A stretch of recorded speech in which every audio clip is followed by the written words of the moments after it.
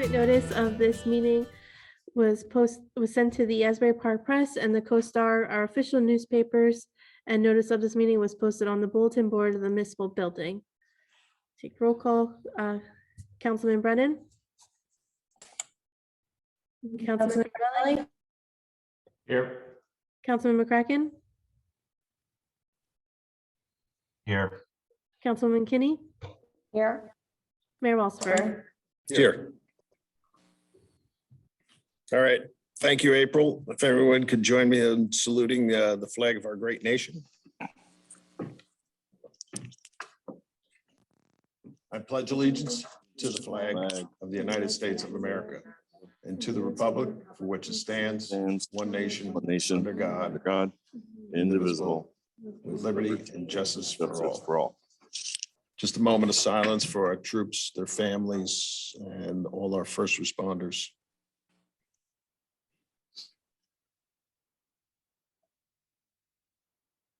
Thank you.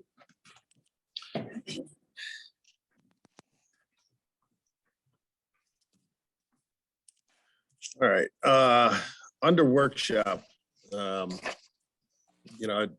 most of you know that we've been looking for a new public safety building for all of our for first aid and our new Belmar EMS team to be housed. And so we looked at a couple different sites around Belmar. We found out that the corner of 12th and Main, the Belmar Auto Building, was up for sale. And we started taking a look at that. We've had some of our professionals look at it. Ryan D'Elia, he took a look at it, talked about it. And we're looking to purchase the building and put the EMS and the hook and ladder volunteer fire company in that building. We've talked to the firemen, asked them their opinion on it. We explained how the building would be laid out. And the reason why that we are taking a look at doing it that way, where EMS would be in the front half of the building and the hook and ladder would be in the back, is because then we could sell off the 11th Avenue Firehouse and reclaim some of the money that would cost for renovations. So we have Anthony Bush, who's an architect, who's been working with our engineers, and Ryan D'Elia and the fire company and first aid to see what everybody's needs would be and if it was feasible on doing something like this. So I'm going to bring Anthony on now so that he could show us what design he came up with after talking with everybody and seeing if it would work out. We looked at that building only because it's in the center of town. It's across from the school. It's easy access for EMS to get to everywhere they need to be in town and in Lake Como. So, and Ryan's also been working on a regional EMS service. So, and he's going to talk about that for us a little bit too, on where he is with that. But if Anthony could come on and show the council, all of the council, of what designs you come up with after speaking with everybody. I'm here. Could everyone hear me? Mic check. We're all good? You're good, sir. Yes. Yes. Nice to meet everyone. Appreciate you asking me to be involved in your project. And basically, I'll get right at it. We looked at this building on the corner, and we're basically going to try and use the best parts of it and take down some of the stuff that we feel wouldn't be advantageous to put money into to rehab. So we kind of came up with some designs that uses the older part of the structure, the big part of the structure. I should say that's the newer part. And then the smaller front part, which was the actual original gas station, it's just a little too old and a little too condensed to be of any value to us.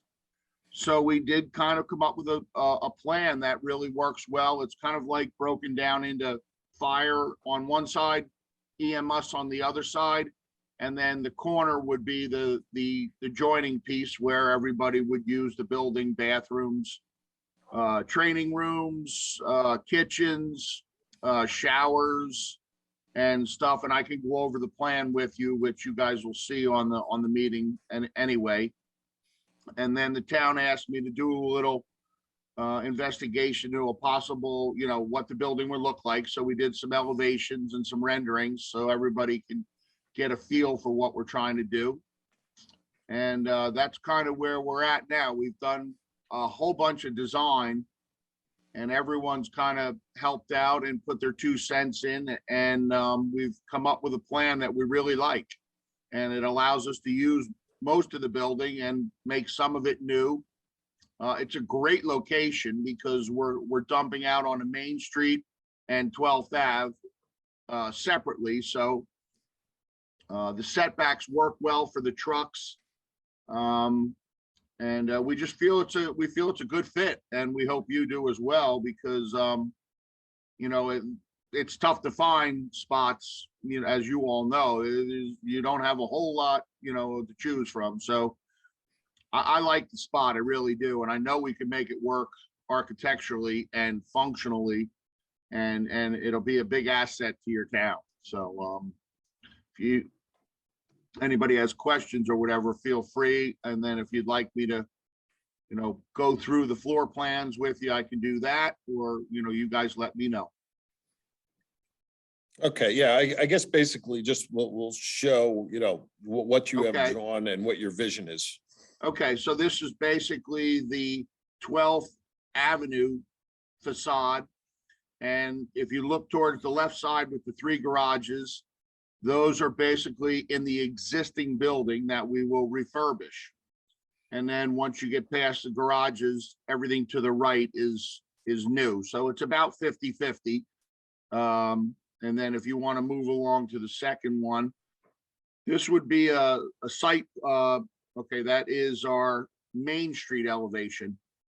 So now you're looking at the 2 EMS bays, and everything to the left of that would be the multifunction space that we call training rooms and such. And then this right here is our plot plan. So if you look at the fire truck coming out of the building there, to the left of that would all be parking for all the responders. And then to the very right on Main Street would be the 2 EMS bays, entrance and exit, where the trucks would come in and out. And then the courtyard around the front would be all dressed up with planters and pavers. And we, make a really nice plaza up there because it's right downtown. We want it to really look nice. We really want this building to, let the town know that they invested a lot of time and money, and that it's going to be a really nice building. It's going to be beautiful. So that being said, if you want me to run you through the floor plans, I can. This is basically a plan of what is existing right now.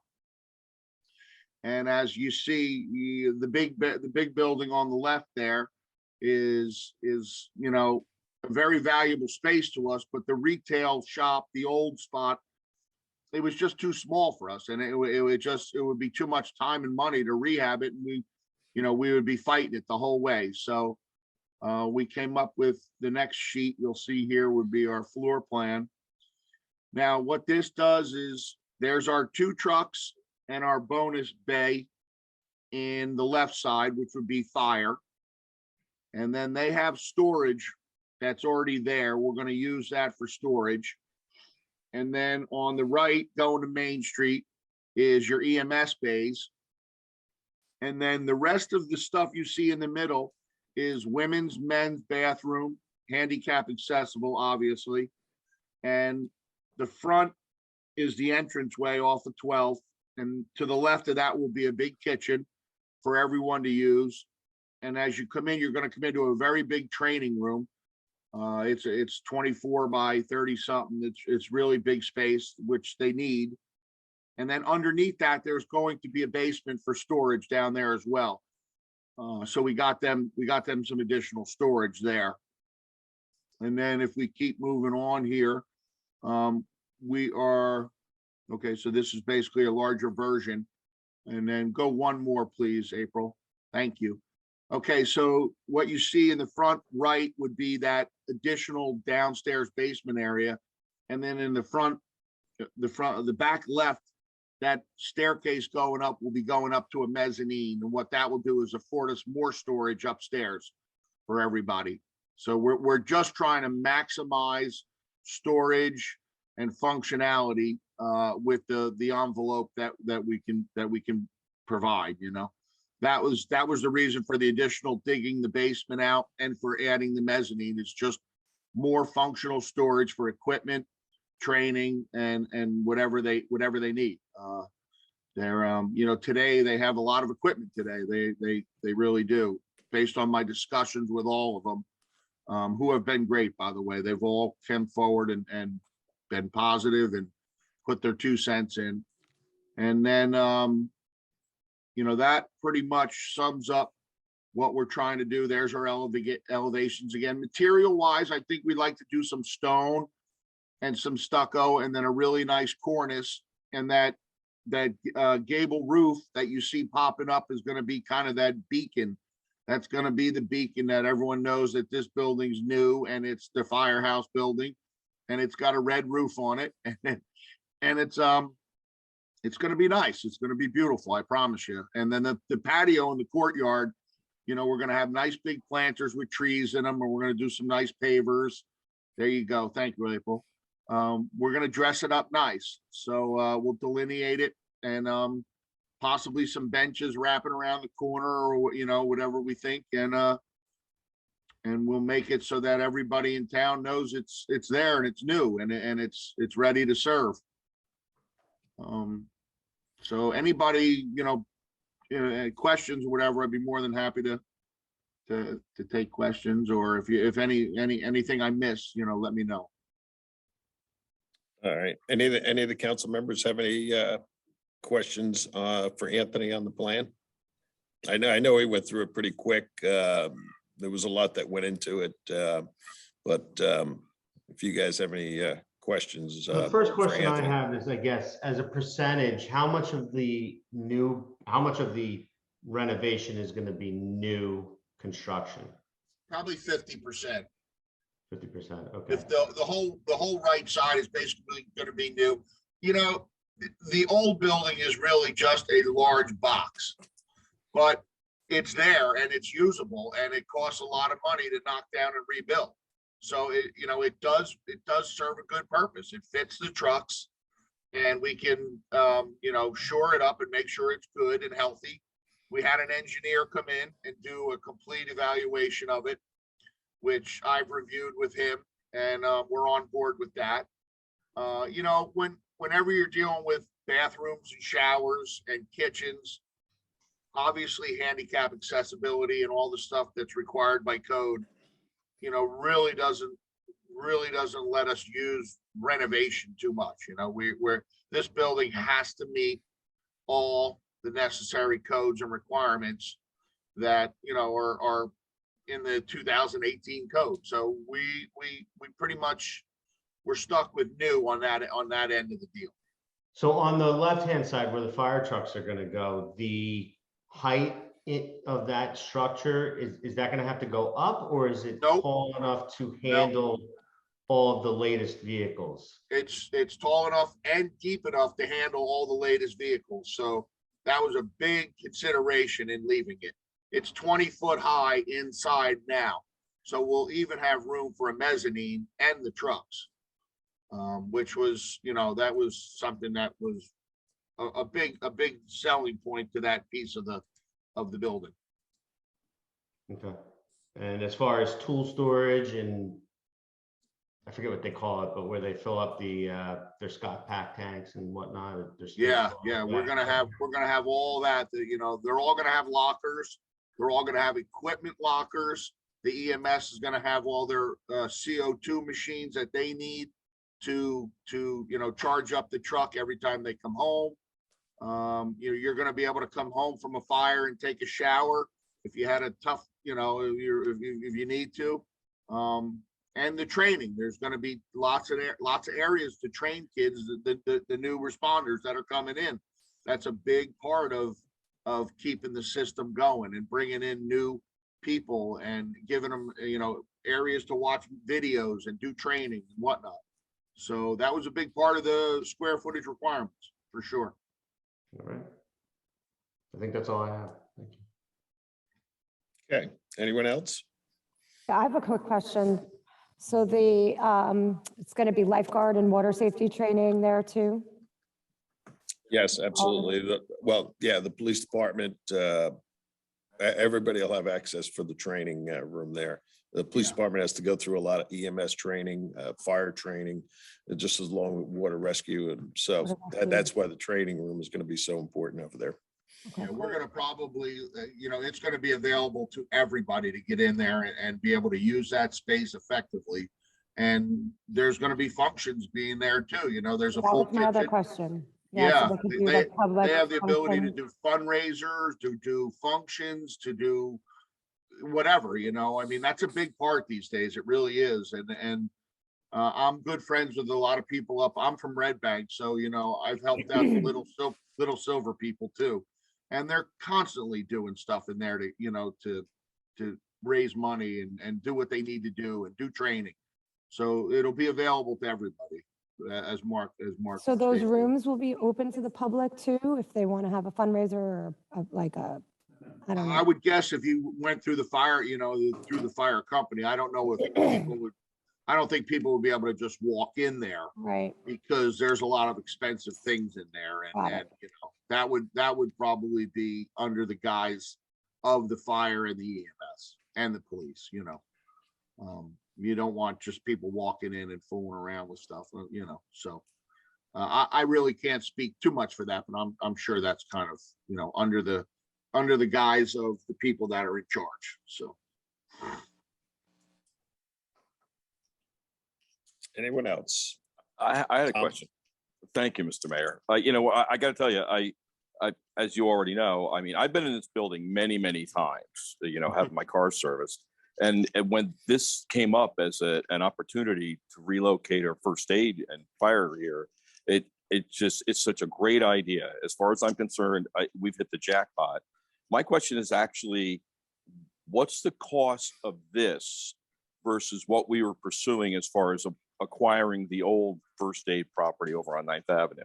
Are they about the same price? Well, the purchase price is going to be 1.2 million. All right, so it's already less. That's good. Yeah, and we're figuring the construction of it is between 600,000 and 800,000. But where will be less is selling off the 11th Avenue Firehouse. So we're hoping that will offset the construction costs when the Hook and Ladder Fire Company moves over.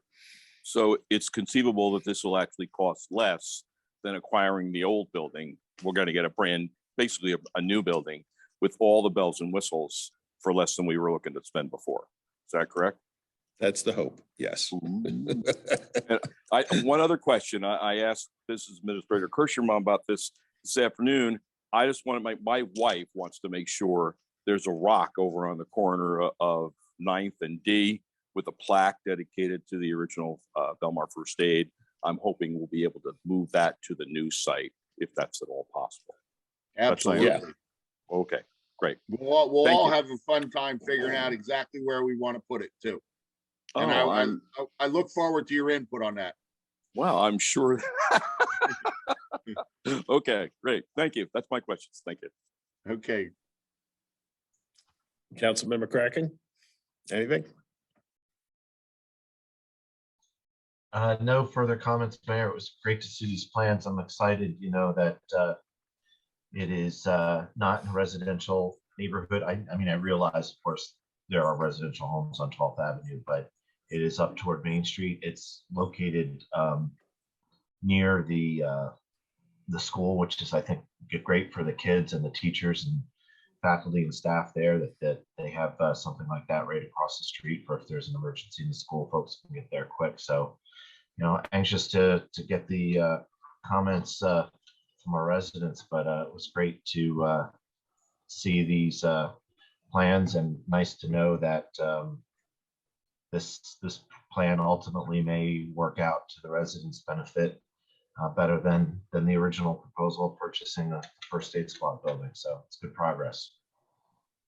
All right, good. I know there was a question if the public could use it, but you brought up a good point about being at school, because you know, the school kids always took field trips to fire and first aid. So hopefully that with training rooms, and we could enhance that their field trips to those over to the new building. So I know it'll be used for that. All right. There's no other questions for Anthony Bush. I do appreciate you coming and My pleasure, Mayor. letting My us know. pleasure. Yeah. I know, Anybody, Ryan. I'm assuming everybody has the PDFs, Mayor? If I I think need it was to kick sent to them out to everybody. anybody, just let me know. I can email them to anybody so they have them. It's not a problem. I know you guys all have them and you can give them to them, but if you need anything from me, don't hesitate to ask. If you need me, you know. Yeah, an electronic copy would be great if someone could send this to all the council members. Okay. Yeah, we'll get it over to you, Councilmember Cracken. Or we'll get it out to everybody. Yeah, and Ryan, you have anything for I know you're on here, Ryan D'Elia. Do you have anything for Anthony before he goes? No, I do not. Thank you. And I look forward to working with you. All right. Thanks, Ryan. Thanks. Well, I have Ryan for a minute. Maybe you could just update us on where we're at with the regionalization plan. I know that you just give us a quick overview. Or before you do that, thank you, Anthony. And I guess you could sign off now, but thanks Okay. for presenting. You're welcome. Thanks for having me. Appreciate it. We'll see you. Okay, thanks. Ryan, yeah, since you're here and we're in workshop, maybe you can just update the council on where we're at with that, because I know you've been working really hard on that. Of course, thank you guys for having me. Good evening. Wish we could be in person, but so I'll just give you a quick overview. We're currently still in the planning stages.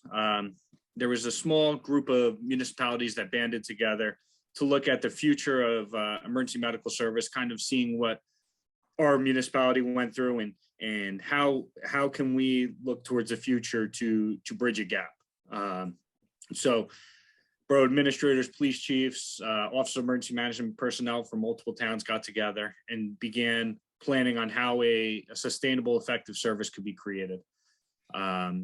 So in conclusion, where we're at right now is we're still developing a budget and operations plan that should be finalized shortly, that we're going to come back to council with a full report on. But our most important goal, what we're looking at it, the most effective, sustainable, and providing the best care for our residents.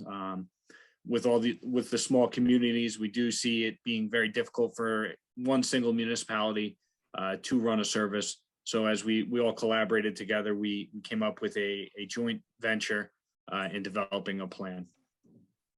All right, good. I'm Can I glad ask that's a moving question? forward.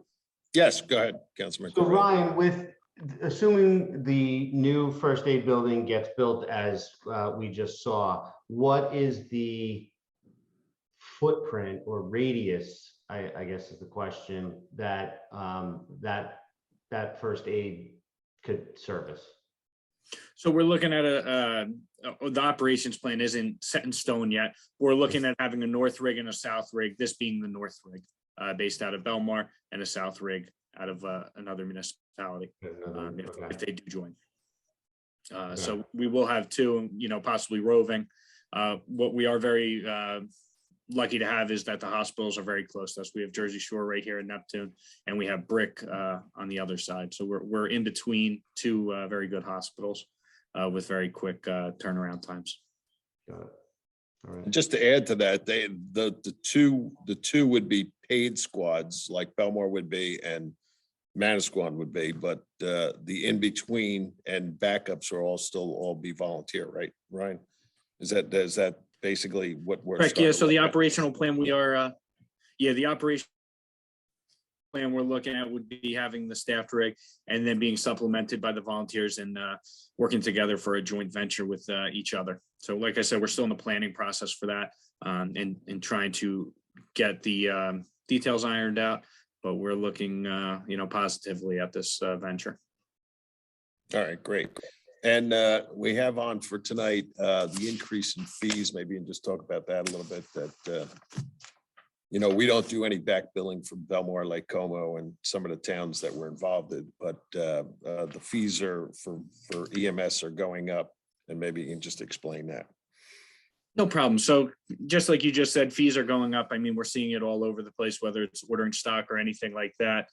The industry standard for EMS has raised. So the allowable amount set by the hospital and the insurance companies have raised. We were at the low end of the spectrum. So these raises are all in accordance with our billing company, who we use as our subject matter experts in this for medical billing.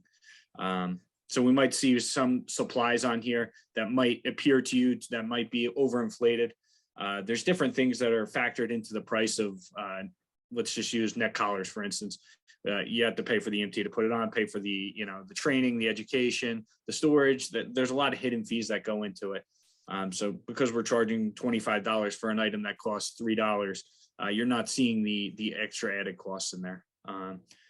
And just a quick thing on our billing, what we do for residents of Belmar and Lake Como and any towns we have an agreement with is that we bill their insurance company and only get back what their insurance company pays. We don't press forward into collections or balance bill those residents for that service. So there's different set rates through Medicare, Medicaid, and then private insurance as well, what we get back.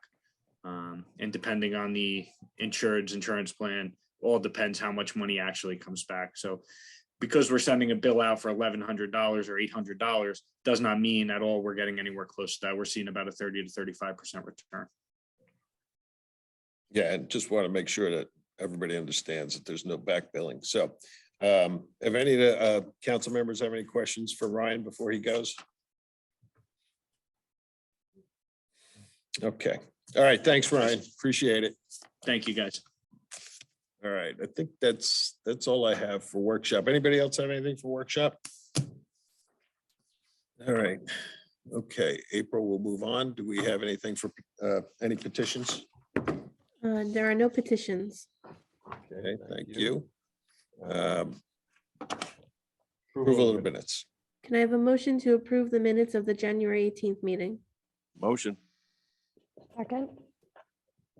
All in favor? Aye. Anyone opposed? Thank you. Reports of council. Councilman Carvelli. Yes, thank you, Mayor. Hoping everyone made out well with the storm this past weekend. None of my committees have met since we last met. We do have a Harbor Commission coming up next week and a planning board meeting coming up the following week. So I'll have reports on those at the next council meeting, but as of right now, I don't have anything. So that's my report. Thank you. Okay, thank you. Council President McCracken. And Mayor, yeah, the time has gone by the last couple of weeks for sure. The next Belmar Housing Authority meeting is Monday, February 7th. So I'll have a report about the Housing Authority at the next meeting and an update on the shade tree at that time as well. So nothing more to report at this time. Thank you. Councilman Brennan.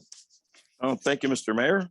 I also haven't had any my commission meetings, nothing to report that way, but I absolutely do want to congratulate DPW, all our first responders, the police and fire, but in particular DPW for the great job they did with snow removal. I mean, we got a lot of snow. I mean, I'm glad it's going to be gone soon, but honestly, it was an amazing job. I think they did a great job, and that's considering we have a significant number of our amount of our workforce out because of COVID. And I don't think people realize that. It's a big number of people out, and they still managed to get everything all cleaned up. I mean, I know I'm people might have individual complaints about their particular situation, but I think our DPW did a great job, and they're really to be congratulated. Let's see. I also wanted to thank John Sabia. I noticed that he put out, started putting out information about all of our summer events coming up. It's really, it's great. And I have to say that there's other events that are still in the planning stages that aren't on that list. We're going to have a lot of things happening this summer. And I think I hope everyone's with me that we're guardedly optimistic that this bad time that we've gone through the last month or so is really coming to an end. You know, you look at the numbers, they're coming down around here. I think we're looking at a really great summer, and I'm very optimistic about that. So I want to thank John for doing that. And that's it for my report. Thank you. Thank you. Councilwoman Kinney. Thank you so much, Mayor. I also have not met with any of the committees or any meetings because of the town borough hall being closed. But I also did want to just check in and report that I think our new Nixle Belmar alert system has been working really well. So I think this weekend, if everybody registered, they should have gotten all the alerts via email. I know I did, text message, my landline. If you want to opt out, remember you always have the option to opt out of any of those alerts or change the way that you want to get the alerts. So just a reminder, all the original Code Red, old Belmar Code Red system landline phone numbers were all loaded into the new Nixle system. If you do not wish to get them on your landline anymore, then you can go back in and opt out of that and re-register the way you wish to receive your notifications. But I thought this weekend it worked really well. Everybody was up to speed about what was happening with, you know, where you were supposed to park your car and how much we were supposed to get. And I think everybody was fully aware of the blizzard that we got. And I think I agree with Councilman Brennan that the DPW did a really good job. It was a lot of snow out there, and there's still a lot of snow out there, but they did a really good job. And worked, I know some of those guys worked 24 hours, so they did a great job. So we do appreciate all their hard work in doing the snow removal and getting everybody going back on the roads. So that's all I have to report, Mayor. Thank you so much. Thank you. Just a couple of things for me. I want to echo what Councilwoman Kenny and Councilman Brennan said about the DPW. I mean, you know, it was a lot of snow, not big places to move it to, but they were out there almost 20 hours trying to clean up our town and get everybody moving, and they did a great job. They were still out there today. And they actually went down and cleared off the boardwalk. So if anybody wants to walk in the morning or walk the boardwalk, it'll be clear for them tomorrow. So they did a great job. Just a couple things. I want to thank the Peter Avakian group, our engineers. They designed the 10th Avenue and did all the construction plans for the new commemorative clock for the 150-year anniversary. And they did it all for free for us because they wanted to donate their services to do that. So I do really appreciate them doing that. I know I failed to mention at the last meeting, we have a new superintendent of the school, Jimmy Alvarez. I want to welcome him to the Belmar community. I had the opportunity to speak with him, and I think he's going to do a great job. We'll miss Dave Hallman. He did a great job, but I think Jimmy Alvarez has his heart in the right place. He has a lot of history with Belmar, and I think he will do a great job for our Belmar schools. So I wanted to welcome him. And the other thing that I wanted to bring up is George Komataz's daughter, Athena. I'm sure you all read in the Co-Star, saw the Co-Star. She won the competition she's a pianist, and she won her competition at 17 to play at Carnegie Hall in New York in March. So it's always good to see the kids in Belmar really excelling, especially in what they want to do. So I want to congratulate George and his wife and his daughter Athena for that great accomplishment. And Borough Hall is now open. It opened up yesterday morning.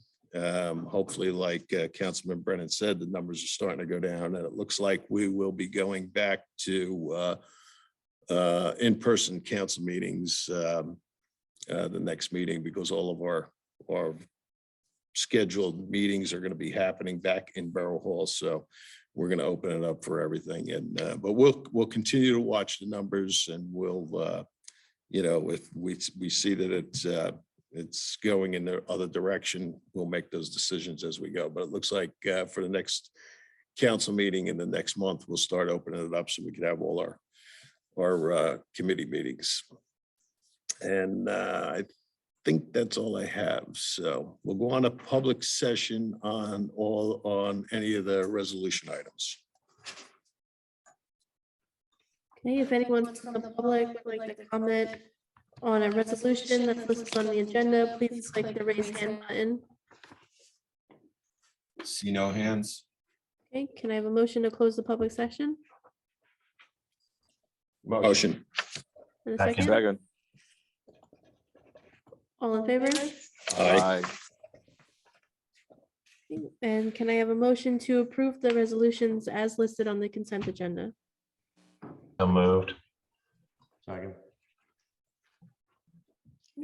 Councilman Brennan, Yes. Councilman Carvelli, Yes. Councilman McCracken, Yes. Councilwoman Kinney, Yes. Mayor Walsifer. Yes. Next, we have second reading and public hearing. This is ordinance 2022-01. This is an ordinance amending Chapter 2, Section 7, entitled Rules of Procedure. This is open for public hearing. If anyone would like to comment on this ordinance, please click the raise hand button. See no hands. I have a motion to close the public hearing. Motion. Second. All in favor? Aye. And can I have a motion to adopt the ordinance? I'll make the motion. Second. Okay. Councilman Brennan, Yes. Councilman Carvelli, Yes. Councilman McCracken, Yes. Councilwoman Kinney, Yes. Mayor Walsifer. Yes. Next, we have first reading and introduction on ordinance 2022-03. This is an ordinance authorizing the acquisition of property known as Block 125, Lots 7 and 8, also known as 1200 Main Street. Do we have a motion to offer for first reading? Motion. Second. Second. Councilman Brennan, Yes. Councilman Carvelli, Yes. Councilman McCracken, Yes. Councilwoman Kinney, Yes. Mayor Walsifer. Yes. Next is first reading and introduction on ordinance 2022-4. This is an ordinance to exceed the municipal budget appropriation limits and to establish a cap bank. We have a motion to offer for first reading. Make the motion. Second. Okay, Councilman Brennan, Yes. Councilman Carvelli, Yes. Councilman McCracken, Yes. Councilwoman Kinney, Yes. Mayor Walsifer. Yes. And last is first reading and introduction on bond ordinance 2022-5. This is a bond ordinance amending bond ordinance 2021-11 for the acquisition of real property for municipal purposes. Do we have a motion to offer for first reading and introduction? Mayor, April, I have one comment on this ordinance. I don't know if you want to introduce it for first reading and then have me make my comments, or make one comment beforehand. I'm not sure what the Robert's Rules of Order is. Hey, Mr. Councilman McCracken, make your comments beforehand, please. Okay, just a simple comment based on the excellent presentation we just got from the architect. On page 2, section 3, third line, it states for the acquisition of a new first aid facility. And, obviously this is going to be a first aid facility, a firehouse, and a community building. So just wondering if we want to substitute first aid facility with public safety complex or public safety facility or something like that, rather than have it just be first aid. Yeah, it should be the public safety Okay. complex. Yeah. Should be the public safety. Patrick, do we, We can introduce it on first reading with that amendment, That's section 3A. section 3A. Thank you. Got it. Public safety. Do we have to do anything before we vote to introduce it? No. Or just introduce it with that change? We Yeah, can just just a introduce motion. it with that change. Okay. Do we have a motion to introduce the ordinance as amended? Motion. Second. Okay. Councilman Brennan, Yes. Councilman Carvelli, Yes. Councilman McCracken, Yes. Councilwoman McKinney, Yeah. Mayor Walsifer. Yes. Now it's open for public session. If anyone would like to speak, please click the raise hand button. When you are promoted to speak, please give your name and address. Okay, I see a couple hands, stand by. Ellen, stand by.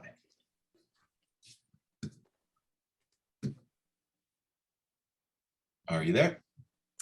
I am. All righty. Okay, name and address. My name is Ellen Zavian. I live at 217 and a half 9th Avenue. Okay, go ahead with your question. April, are you able to bring up my deck that I sent you? I did forward it to the mayor and council, so they have it. Okay, so I can't show it simultaneously like the architect? Want to show it?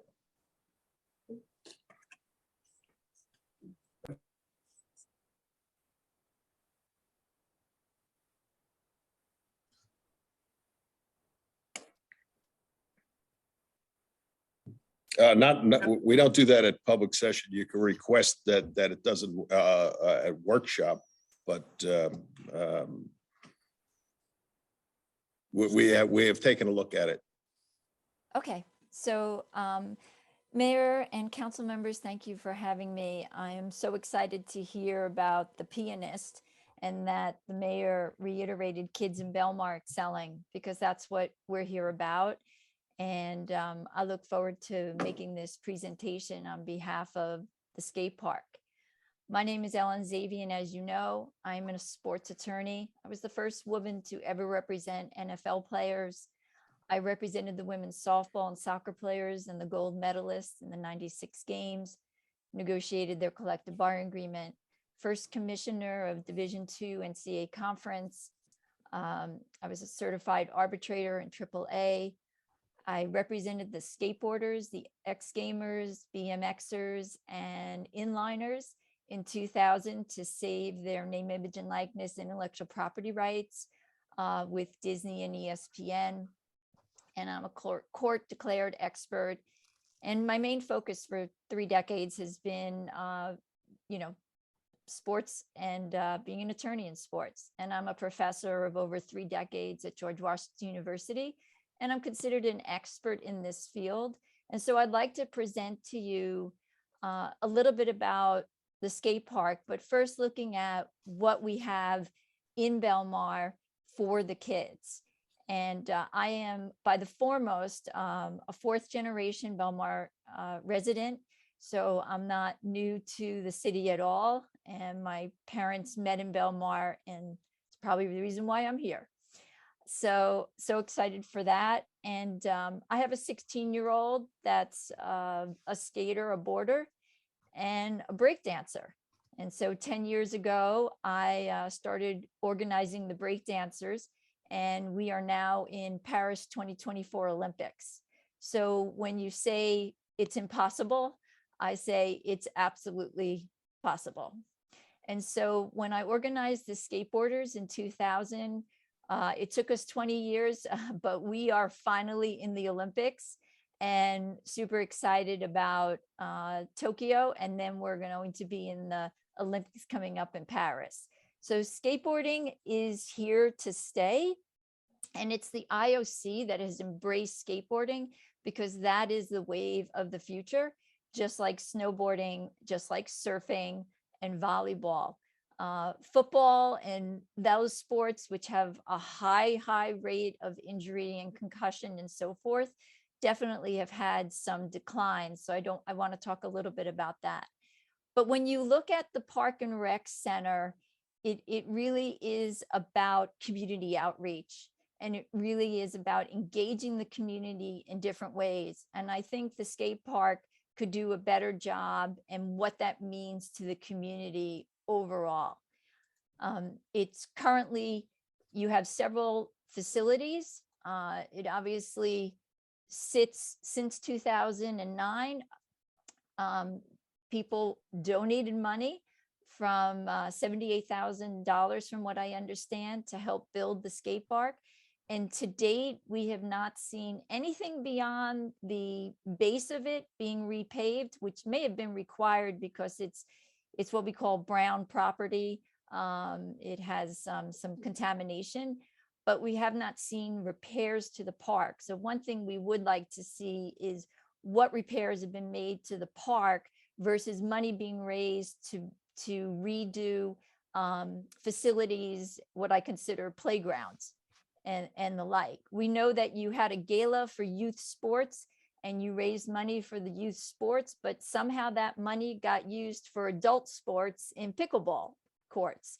So I know my 16-year-old is not interested in pickleball. I just want to at correct all. you on that. No, it was not used for pickleball. I got to make a correction on that. It was Okay. not. Okay, so I thought the money raised was for youth sports. Mayor, what was It all went to recreation. all went to recreation? Okay, thank you for the clarification. And so right now you've got 15th and East Street playground, four beach playgrounds, McLear If I could Park. just stop you for one moment. I mean, we are in talks with a private company that wants to come in and take the whole thing over, redesign it. And we know we have to do something with the skate park. And it has to meet the standards of our insurance company. So it's not that we're not looking at it. We're trying to figure out what to do, but recently we've had an inquiry from a private company to come in and do the whole thing and take it all over and run it for us. So we're looking into that. It's you know, we understand that we want to do something with it, but we also are controlled by, because we're a municipality, on our professionals to tell us what we can and cannot do. There has been money and repairs made to that over the years since 2009. They've been rebuilt a number of times, but it's to the point now that there's rules and regulations for municipalities running skate parks. So we have to, just like on any other playground, there are certain standards that is driven by our professionals that we have to abide by. And it's the same thing with the skate park. So we are on top of it. We're taking a look at it. And we're also in talks with a private company to take it over. So it's not that we're not doing anything, but we're trying to do it so that it's right. The way that we're going to do it is right this time, and we don't have to keep closing it. Well, that's great to hear. So I do teach a lot about code and violations in my sports law classes at George Washington. And I think, you know, I've read over the regulations and so forth. My only concern on the privately held is, are they going to charge participants to come in and enter the park? And obviously this community is about bringing in kids that don't have the funding, as well as the kids that may have the funding to participate in a sport, no different than going to the playground. There's 8.87 participants in skateboarding across the country for 2020. And most of them are about 76% men, 23% women. Obviously, the Tony Hawk Foundation has built over 3,500 skate parks worldwide. Over 600 worldwide, and there's about 3,500 skate parks. I helped build several with some of my skateboarders, Andy McDonald and the like, who are one of the best in the business. The other thing I wanted to stress was there are police municipalities that are using skateboarding, and the police come in and communicate with the kids, and they actually are skateboarders themselves. And there's a lot of news out there about police using skateboarding to communicate and bring in community relations. Also, we're a town of a lot of murals, and my girlfriend in Florida just got a $13,000 grant for racial justice, and she painted the skate park that they have, and they have issues with helmets as well. So she's painting, she's getting local artists to paint the helmets, and then they're running an auction off of it. And then obviously there's lots of camps and teaching mechanisms, and then you can have repair and working towards jobs and things like that in the nature. So in the end, I think it's great to hear that you're looking at this. I'm not sure what it would mean if a private entity took it over. I know my son works, but I'm not sure he would have the money to pay to go to a park. Where I live in Maryland, we have a park, and Steve Francis, an NBA player who came from our town, maybe the pianist can grow up in Carnegie Hall and become famous and make a donation back to the community. But we're not going to get that Olympic athlete unless we invest in that. And our surfers could be Olympic athletes coming soon. So if Ma'am, we're I going think to you're put, starting to you're making your point. thank you. I'm almost done, sir. And so I believe that we can look forward to being part of this conversation as opposed to the conversation sort of being behind closed doors. And I'd like the parents and the boarders to be participatory in this process. So thank you for the opportunity. Ms. I'm open to Zabian, any I have one questions. question for you. Yes, You mentioned that you're a resident of Maryland, or are you a resident of Belmar? I am a resident of Belmar, but that's where I have my house. My house is, and I also live in Maryland. Okay, so you're a full-time resident of Belmar? No, I don't know what you call it, part-time resident in Belmar, but I own property for 4 generations. So you're Understood. domiciled in Maryland. You're not domiciled Right, in but I'll Belmar. be moving up to Belmar soon, because I'll be teaching at another institution and working out in New York. So I work from both places, to be honest with you. We're in the world of mobile work and remote work. And I have work in New York, and I often stay in my Belmar residence for such. Okay, thank you for your comments. Thank you very much for the time. Thank you very much. Let me get the next person. Stand by. All righty. Linda Sharkus, stand by. Good evening. Linda Sharkus, 400 4th Avenue. Hi, Linda. Good evening, everybody. This question was for Chief Scott, but I see she's slipped away. But perhaps, Mayor, you might be able to answer this. I was wondering if tickets were written for people who didn't find places for their cars off the street, because there certainly were a lot of them sitting around in obstructing the cleanup of the streets this past couple days. I haven't heard of any, but yeah, that would have been a question for Chief Scott. You can email her and find that out tomorrow. I'm not sure if they did or not. Okay. I think it's time, because many people didn't pay attention to the message, and it makes it more difficult for those who are trying to be good when they drive around the vehicles and then block somebody else who's parked in their driveway from being able to get their car out. So, thank you. Okay, thank you. Thank you very much. Stand by. Coming to Mr. Tom, sir. Stand by.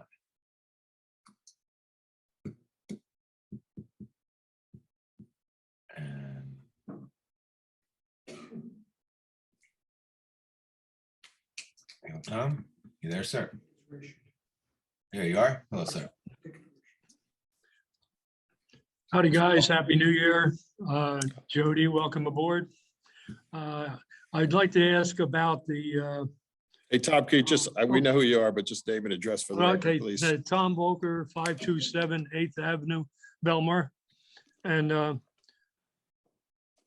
ahead, thanks. I'd like to know, well, number one, I do want to also congratulate the DPW on getting the streets cleared. I think they've done a fine job with difficult situation like Linda just mentioned about the parking. You know, I pull my car on the driveway and somebody else comes and parks in the spot. And, you know, it's like, I'm not really accomplishing anything. But that's what the rules are. So I don't know what you do about that, but it's got to be difficult knowing who should be in that spot or not. in The that business spot. administrator just informed me, and I don't know if Linda's still listening, but Tina Scott just called in and said, yes, tickets were issued. Over 100. Good. Over 100 of Okay, them. well, I mean, it's not helping if you don't follow the rules. Yeah. Also, will a team, I know the guys are really still busy, but will a team go around to unblock the intersections for pedestrians? I know they were working all day today, and they're still working on all the snow removal. So Okay.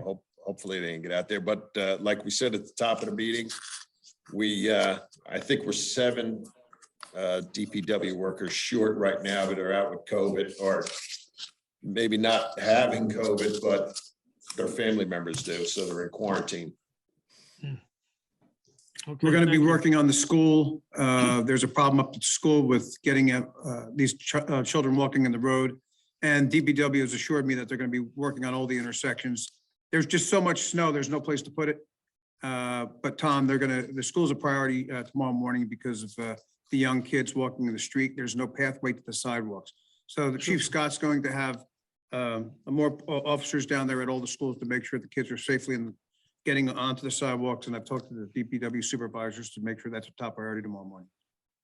Okay, also in the way of noise, as Linda said, there was a lot of more of the loud cars were back again about a week ago.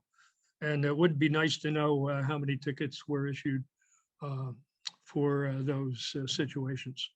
And that's all I have to say. Thank you. Okay, thanks, Tom. Thank you, sir. Stand by, everyone. All right, Maria, coming to you. Hi, can you hear me? Yep. This is Yes, Maria, go ahead. Maria Rontanaro, 1246 Pine Tree Way. Hi, I Maria. just wanted to piggyback on the crosswalks. I know Mr. Kirschenbaum had just mentioned it.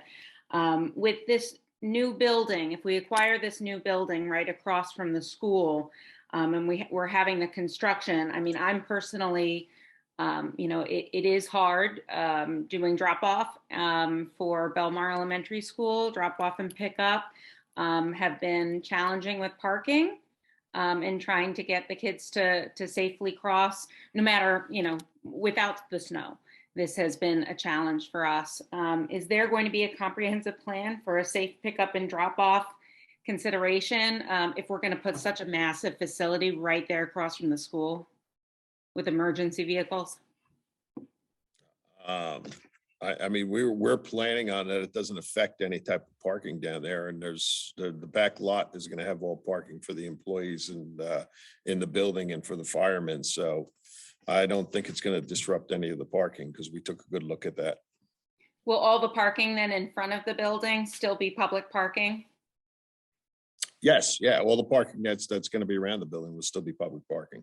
Okay, except for where clearly, except for where the garage basins are, right? That's Yeah, and I don't think there's any public parking there anyway because it's all driveway space now, so it's not going to change.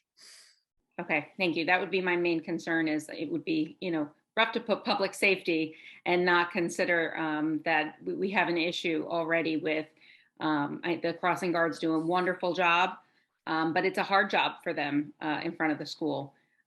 People are not watching where these kids are crossing. And so it would be really important to me to make sure that we have that in our minds for future planning. Thanks. Okay, thank you. Thank you so much. Stand by. Seeing no more hands, Can I have a motion to close the public session and adjourn the meeting? Motion. Second. All in favor? Aye. Thank you, everybody. Hopefully we'll see you in here next meeting.